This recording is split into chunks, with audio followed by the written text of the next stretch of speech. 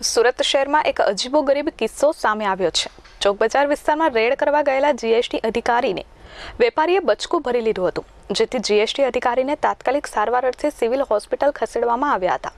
Central GST અધિકારી અમિત શર્મા અન્ય અધિકારીઓ અને કર્મચારીઓ સાથે ચોક બજાર વિસ્તારમાં રેડ કરવા પહોંચ્યા હતા।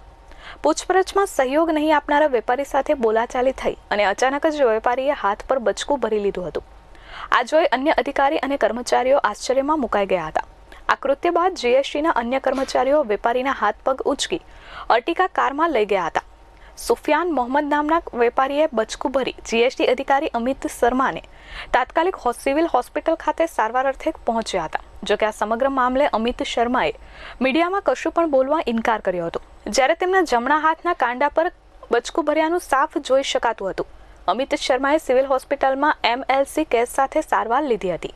મયુર ઠક્કર, એસ24 ન્યૂઝ, સુરત।